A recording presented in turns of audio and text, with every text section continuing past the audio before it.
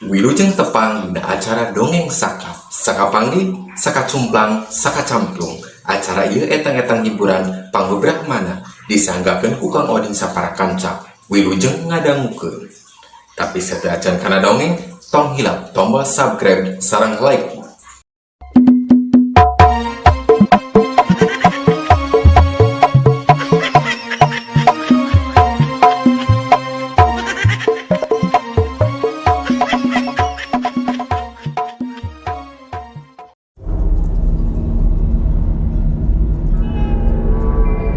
Para mitra sadaya, kaayaan di rumah sakit mangsa ayeuna loba jalma nu dirawat. Ari panyakit nama rupa-rupa, ngan diantarana aya anu katarajang panyakit aneh. Ari eta panyakit aneh teh gejalana hewa bae ka jelema. Unggal nempo jelema ari lain ka kulawargana sorangan mah hawana teh sok hayang bae nyarekan. Panyakit sarupa kitu teh kaalaman ku salah saurang pasien anu dirawat di ruang PIP nomor 5. Anu tayalian manehna teh saurang pangsiunan kuwu. Harita manehna teh keur ditarekahan ku saurang paranormal. Sabab obat-obat resep dokter mah geus eueuh anu mempan. Eta paranormal teh geus kawentar kasaktianana, unggal anu gering panyakit naon bae oge ditarekahan ku manehna mah jarang anu gagal. Harita katempo paranormal teh keur kunyam-kunyem mapatkeun jampe pamake bari ngagayem panglay. Terang panglay para mitra. Eta geuning nu sok dipake ngabura orok lamun wanci sarup narek magrib tah sok dibura apan ge ku panglay. Sanggeus mapatkeun jampe pamake kadenge harita paranormal teh ngomong tarik siga anu ngabuburak jurig. Hei, nu ngageugeum dina raga wakuwu, geura kaluar. Jurig jarian, setan ti alas roban, ulah rek ganggu. Simsalabim jadi apa? Prok prok prok.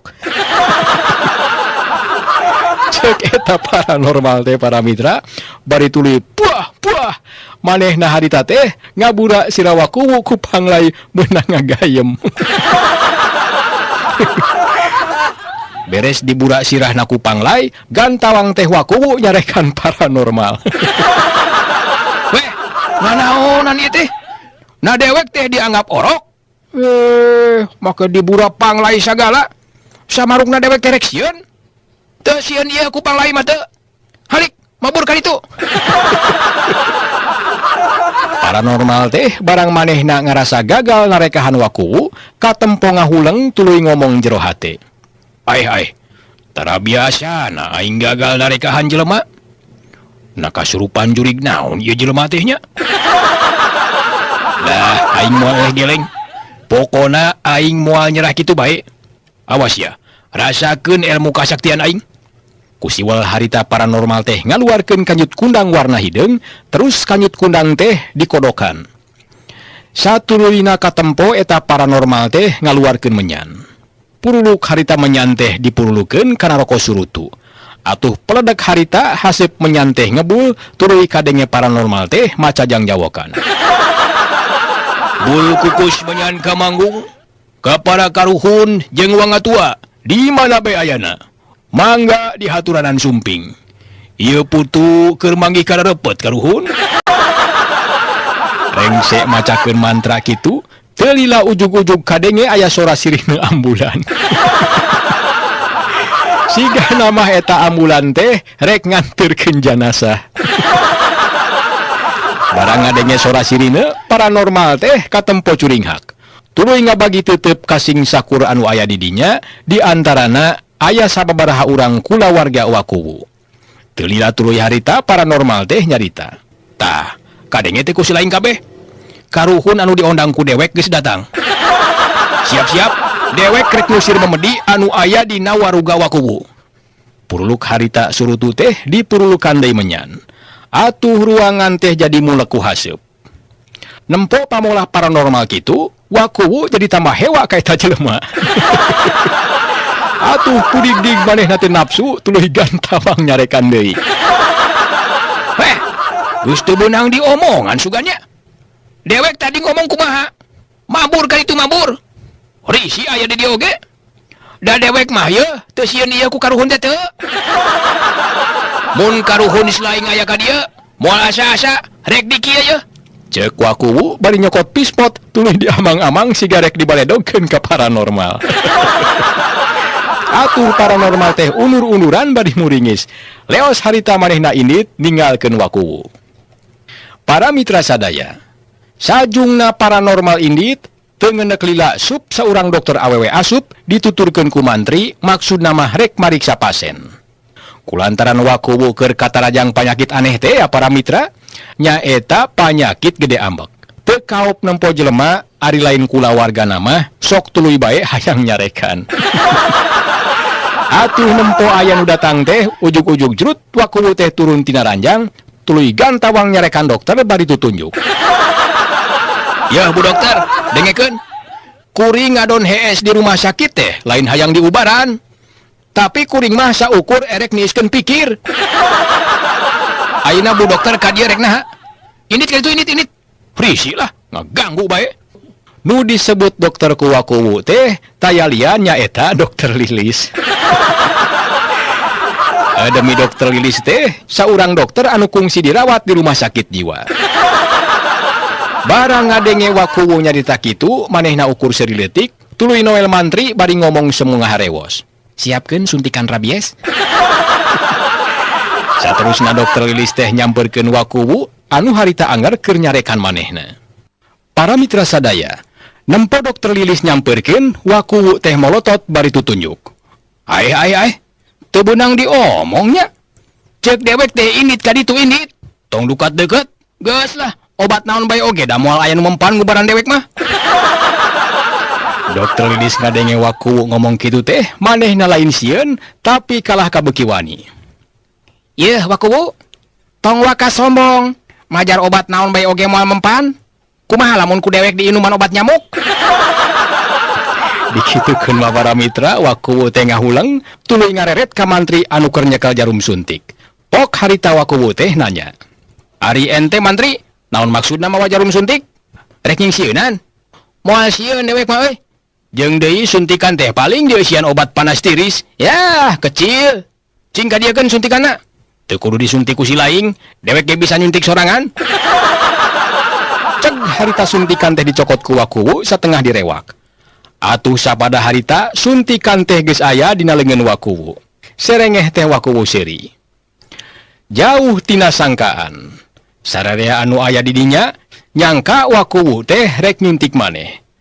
Tapi teu kanyahoan. Dina gerakan anu cepet sakilat cos harita suntik teh ditojoskeun kana bujur Dokter Lilis. Atuh koceak harita Dokter Lilis teh ngoceak bari tuluy ajrag-ajragan. Waduh, ampun, ampun. Mantri, kumaha ye? Mangkaning eusina teh obat rabies. Leng harita Dokter Lilis teh karasariut sirah. Para mitra sadaya, sigana pangaruh suntikan obat rabies teh cepet pisan reaksina. Da ngenek sakedeung teh ujug-ujug Dokter Lilis ngarawecok ngomong teu puguh. Aduh, Wakuwu ari keur gering mah, katempona teh ganteng siga Irfan Bahdim. Anu jago main bola teh geuning. Coba ye, tenang bolana. Cek Dokter Lilis, bari long harita teh manehna ngalungkeun botol infus kana suku Wakuwu. Kalawan spontan saharita suku Wakuwu teh replek nendang eta botol satakar tanaga. Hatok, pletuk harita botol infus teh kena nanggal pisan kana tarang mantri suntik.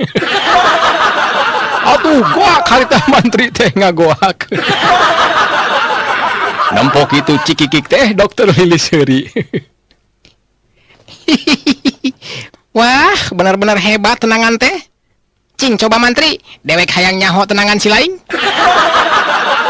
Lung harita Dokter Lilis teh ngalungkeun pispot anu dijieun tina bahan plastik diarahkeun kana suku mantri suntik. Atuh mantri suntik teh najan keur ngarasakeun mules tarang oge, kapaksa manehna nendang eta pispot. Hiu, manehna teh ngayunkeun suku katuhu, satuluyna habek pispot teh ditenang satarikna. Trung, harita pispot teh nelek kana congo irung Wakuwu. Atuh guak harita wakuwu teh ngagoak bakatku nyeri. Sarta teu lila pelung harita irungna teh jadi ngagedean. Waduh. Mantri kurang ajar sia. Keur mah aing teh boga panyakit hewa ka unggal jelema. Turung-turung si lain nyen gara-gara.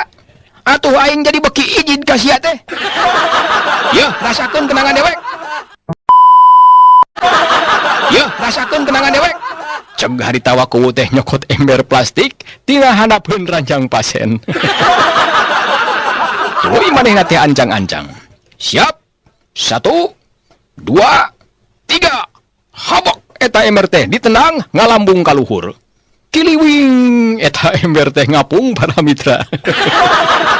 Satuluyna ember teh murag meneran pisan kana sirah dokter Lilis. Atuh terus harita sirah dokter Lilis teh karungkup ku ember. Wakuwu najan keur nyeri congo irung oge manehna teh surak. Hore! Gol! Tah, nu kitu ngaranna tenangan maut. Langsung asup. Dokter Lilis anu keur aya dina pangaruh obat rabies, harita teh ujug-ujug jadi gede ambok. Orosot ember teh dicabut tina sirahna. Satuluyna sirinting nyamperkeun wakuwu anu keur ajrag-ajragan bari babara katakan seuri. Sanggeus deukeut teh para mitra, hiuk dokter Lilis teh ngaheumatkeun ember anu dituju sirah wakuwu. Ngan edas para mitra, wakuwu teh kitu-kitu oge ruruntuk jawara. Barang mireungeuh ember ngancam sirah manehna, rikat harita teh nyokot nampan wadah ransom anu dijieun tina bahan ceng. Sarta sakilat dipake nangkis ember anu ngahiuk krek ngarah sirahna. Preng! Harita teh kadenge sora nampan diadu jeung ember. Para mitra sadaya, ku eta kajadian atuh ruangan pasien teh jadi ribut. Atuh duduluran wakuwu anu keur baresuk harita teh bubar katawuran kaluar ti ruangan tempat wakuwu dirawat. Nu aya di ruangan harita teh karitiluan nyaeta wakuwu, dokter Lilis jeung mantri suntik. Kadenge di ruangan teh harita aya sora bak bik-bak, bari sakapeung aya nu ngaguak sigah meunang ka nyeri. Satuluyna kadenge wakuwu ngomong tarik niru-niru reporter sepak bola. Ya, saudara pendengar, bola dikuasai oleh Irfan Bahdim dan sudah melampaui garis penalti. Berbahaya dan ternyata di sana dibayang-bayangi oleh wasit dan sekarang wasit menguasai bola. Sendiri dia menuju ke arah gawang dan sayang sekali, rupanya wasit melakukan pelanggaran. Dan saudara pendengar, terjadilah tendangan penalti yang akan dilakukan oleh penonton. Sarta satuluyna habok harita teh di ruangan sada aya anu najong ember. Satuluyna ditema ku sora anu ngagoak. Tuluy kadenge deui wakuwu teh ngomong niru-niru reporter sepak bola. Saudara pendengar, nampaknya permainan kedua kesebelasan berjalan tidak seimbang karena salah satu kesebelasan nampaknya dibantu oleh wasit. Untuk itu sementara pertandingan di break dulu karena kesebelasan yang satunya terjadi pergantian penonton. Jep harita di ruangan teh jadi jempe. Sarta telila dokter Lilis keluar di ruangan dituturkan ku mantri suntik. Dokter Lilis harita teh lumpangna ingkud-ingkudan bari sapatuna teh dijingjing. Sarta katempo bincurang teh gareuneuk. Ari mantri suntik mah harita teh lempangna nyekelan bae tarang. Sarta katempo tarangna teh bancunur. Para mitra sadaya, ayeuna urang caturkeun kaayaan di ruangan IGD. Harita teh aya pasien saurang aki-aki anu katarajang panyakit saliwang. Eta aki-aki nu boga panyakit saliwang teh harita keur dipariksa ku dokter ahli bedah. Punten aki ganteng teh, ayeuna yusua sabaraha taun? Kadenge harita dokter teh ngamimitian mariksa identitas aki ganteng. Nu ditanya ngahulang sakedeung siga aya nu diinget-inget. Dasar nu saliwang para mitra, barang ditanya kitu harita ngajawabna teh teu nyambung. Oh, ari perkara ngaran Aki ganteng mah eta teh pamereti pamajikan. Sigana mah pamajikan teh reueus, pedah Aki boga rupa. Ngadenge jawaban kitu, dokter teh ngahuleng. Satuluyna harita teh nyarita deui. Maksudna abdi mah naroskeun Yusua Aki ganteng. Umur atuh harita nyaho Yusua mah. Dokter harita ngomong kitu teh, Aki ganteng ngahehe seuri. Ya, Pak Dokter mah ari heureuy teh sok aya-aya bae. Piraku Aki disebut begere Pak Kokolot. Para mitra sadaya, dokter teh mimiti bingung yang hareupan pasien samodel kitu. Kudu kumaha nya yang hareupan pasien model kieu? Jadi bingung ya, rek nanyakeun geuring naon oge. Jeung deui da katempona mah sehat ieu aki-aki teh. Cing rek ngacakan ditanya geuring naon. Omong dokter jero hate tuluy mere deui pertanyaan ka Aki ganteng. Ke, saleresna Aki dongkap ka rumah sakit teh, karaos naon ieu teh? Ditanya kitu Aki ganteng teh katempo ngahruk, tuluy ngomong semudah-reda. Duh, punten Pak Dokter. Ulah naroskeun soal status. Aki mah asa kasuat-suat. Sok inget kasih genat. Sigana saalam dunya oge, moal aya pigentoseunana. Dokter teh beuki bingung. Manehna mikir kumaha carana pikeun mikanyaho gejala panyakit pasien. Serengeh manehna seuri tuluy nyokot suntikan. Kebeg Aki ganteng teh ngarenyag, barang lempo dokter nemongkeun suntikan. Katempo ku Aki ganteng, jarum suntik teh guguri lapan. Bari rada ngadang heak Aki ganteng teh ngomong. Aduh, punten Pak Dokter. Eta suntikan teh kanggo nyuntik Aki. Da Aki mah teu geuring nanaon. Ukur kurang denge wungkul. Piraku kedah disuntik sagala. Serenge harita dokter teh seuri, manehna jadi apal yen panyakit Aki ganteng teh ayana dina ceuli nyaeta kurang denge alias torek. Geus kitu mah suntikan teh sup diasupkeun deui kana wadahna, tuluy dokter teh nyarita. Oh, janten panyawat Aki teh gembul cepil. Kita dia atuh nyarios, tos lami karaosna Ki. Ditanya kitu Aki ganteng teh katempo kerung tuluy nyarita. Ah, Pak Dokter mah sok aya-aya bae. Terang ti saha Aki gembul barang dahar. Tingali we waruga Aki. Piraku jalmi gembul salirana alit. Dokter teh geus bingung deui bae. Tetela hese pisan yang hareupan pasien anu boga panyakit saliwang samodel Aki ganteng. Saking ku bingung jeung pusing yang hareupan Aki ganteng, sigana dokter teh jadi stres. Antukna manehna ge jadi kabawahkeun saliwang. Harita nu nanya teh Aki ganteng. Cing, cobi Pak Dokter, panyawat samodel kieu tiasa diubaran tante? Memeh ngajawab dokter teh nyerengeh seuri, tuluy melong ka Aki ganteng teu didapok ngajawab. Yeuh Ki dangukeun, abdi mah trauma bobogohan jeung dokter deui teh. Baheula ge kungsi bobogohan jeung dokter gigi, unggal apel tehna da eta mah nu diobrolkeun teh masalah nyeri huntu we. Cikikik Aki ganteng teh seuri tuluy nanya ka dokter. Nembe teh dokter nyarios naon? Teu ngartos Aki mah. Tadi teh Aki naroskeun panyawat Aki tiasa diubaran tante. Geuning dokter ngawalerna teh los-los kana soal dahareun. Ulang dokter teh ngahulang, nginget-nginget kana omongan manehna bieu, tuluy nyarita jero hate. Naha nya tadi aing teh ngomong soal dahareun? Ah, teu ngarti ya. Moal kitu aing katepaan panyakit saliwang. Bener-bener mata clear ya.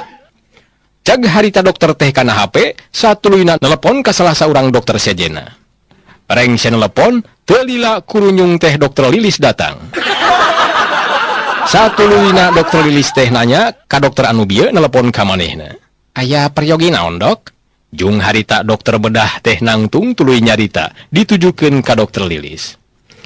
Iya dok, punten pangmayunankeun pasien namina Aki ganteng.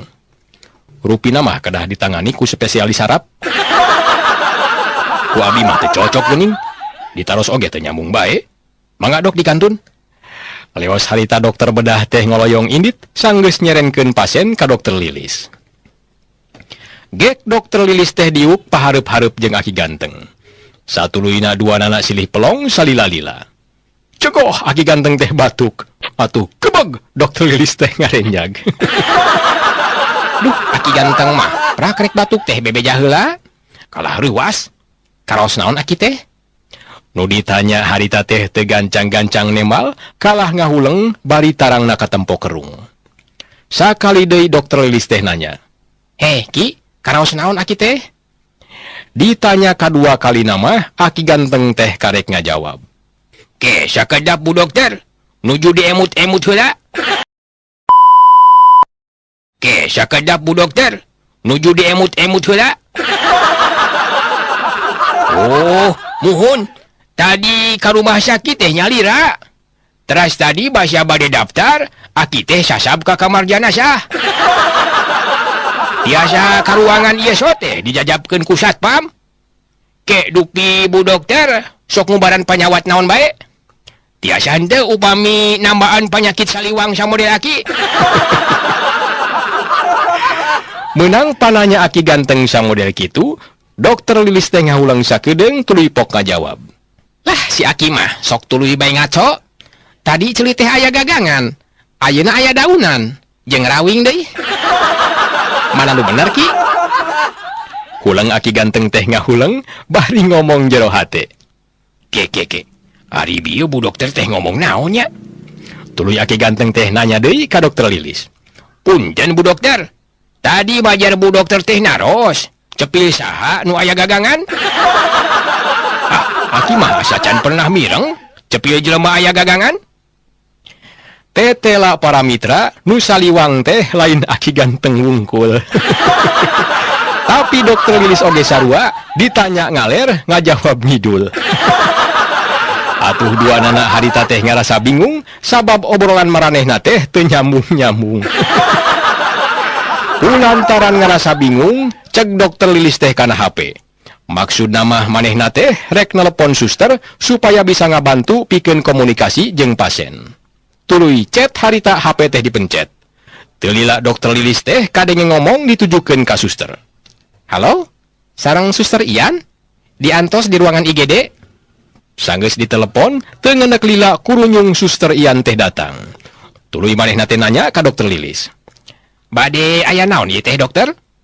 Gancang harita teh dokter Lilis ngajawab. Iya suster, abdi marios pasien, tapi sesah pisan. Ditanya ngaler ngajawab ngidul. Jadi teu nyambung bae obrolan teh. Cing ayeuna cobi ku suster Ian ditaros. Udur naon kitu? Suster Ian harita teh katempo ngahulang, tapi teu lila kituna teh tuluy ngajawab. Oh, mangga dok antosan sakedapnya. Beres ngajawab kitu, Leo suster Ian teh ngalios indit. Atuh dokter Lilis teh bingung deui bae ku pola suster Ian. Nah hanya suster Ian kalah indit.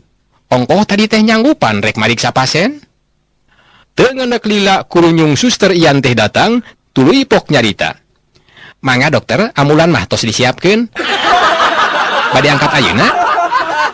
Kebeg harita dokter Lilis teh ngarenjag. Teu sangka dokter Ian oge bet kabawakeun saliwang. Dititahnya harupan pasien kalah nyiapkeun ambulan. Ari Aki Ganteng anu tita tadi balem bae teh harita milu mairan. Tapi anger ari ngomong nama teu nyambung. Toslah bu dokter, ulah repot-repot.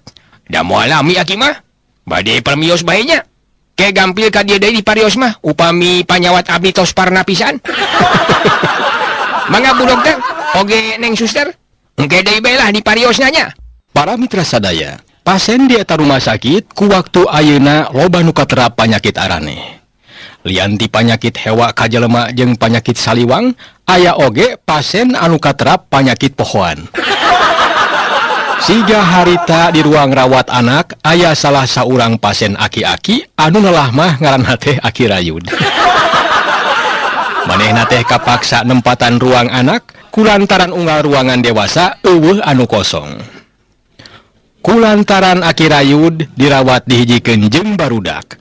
Atuh kalakuan sapopoena oge kapangaruhan ku polah barudak.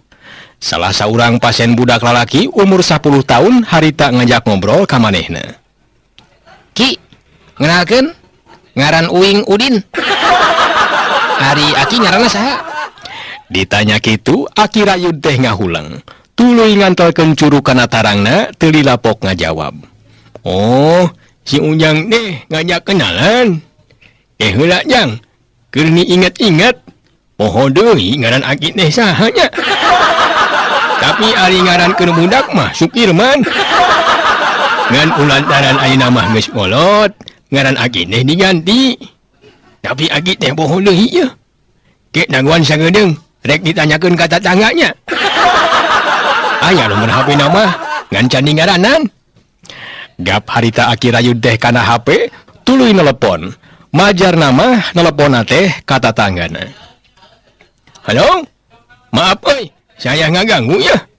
Saya teh rek nanyakeun, ari ngaran saya teh saha nya? Poho deui ya. Tuluy kadenge tina HP teh aya nu ngajawab. Ke, ieu teh ente anu keur dirawat di rumah sakit lain? Heula keur diingat-ingat, sajah ge poho deui euy ka ngaran ente teh. Rek ditempu dina HP, da nomor ente mah teu ngaranan. Dijawab kitu Aki Rayud teh kerung. Tuluy ngomong deui.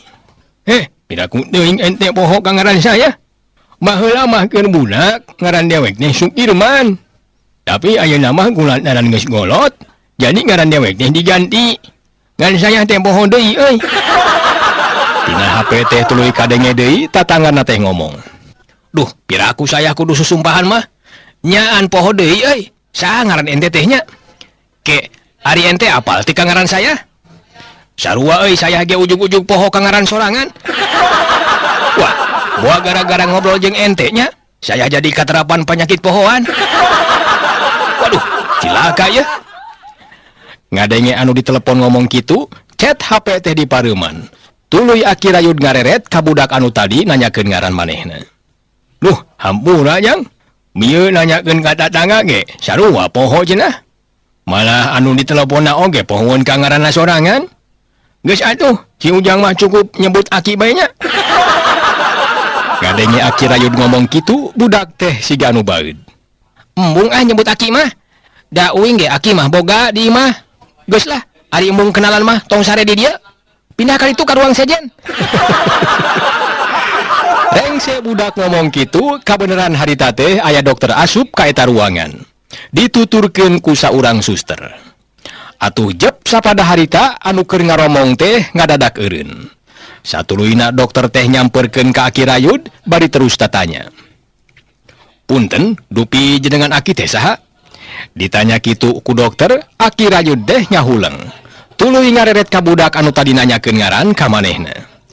Direret ku Aki Rayud, budak teh ngajebian. Tuluy ngomong ditujukeun ka dokter. Pak dokter, pindahkeunlah jelema eta. Ulah sina sare di dieu. Hewa uing mah ka jelema eta teh. Ditanya ngaran bae ge ngahesekeun. Siga nama awal mere nyaho ngaran oge. Ngadenge budak ngomong kitu, dokter teh seuri tuluy nyamperkeun ka eta budak bari kadenge pok nyarita. Teu kenging kitu Jang pamali. Si Aki teh sakoloteun urang, kudu dihormatan. Ke, ari si Ujang saha ngaran teh? Ngadenge dokter nanyakeun ngaran, budak teh ngahulang. Tuluy ret ka Aki Rayud, bari pok nanya. Ki, inget keneh teu ka ngaran uing? Basa tadi uing ngenalkeun? Nah geuning uing ngadak-ngadak poho ka ngaran sorangan. Cikikik Aki Rayud teh seuri, tuluy ngomong ditujukeun ka eta budak. Madak oge, tong sok dusun ka kolot teh. Nah, pankara saku si Ujang oge. Lain agi mung kenalan jeung si Ujang, tapi ari poho mah da kumaha tuh.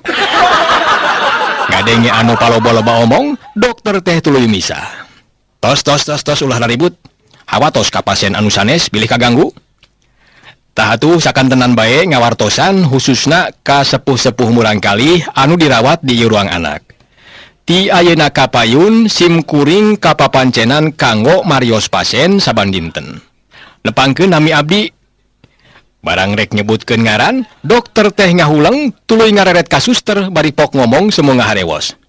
Suster, emut keneh teh ka nami abdi. Duh, nya atuh teu pupuguh bet poho kana ngaran sorangan. Suster harita teh ngahulang tuluy dampaleungeuna nyabak tarang. Duh, punten ngok, hilap deui. Ke, sahanya nami dokter teh? Dupi dokter emut karena nami abdi? Aduh, sami dok. Abdi oge bet hilap deui kangaran abdi sorangan. Harita suster teh kalah malik nanyakeun ngaran manehna. Dokter jeung suster harita teh silih pelong, duanana pada teh ngarti kana eta kajadian. Kerting harulang kitu, kadenge HP dokter disada. Tetela harita teh aya telepon, nyaeta ti dokter Lilis. Kadenge dokter Lilis teh nanya, "Halo? Punten dok, ngaganggu sakedap? Aya nu bade ditaroskeun ieu teh?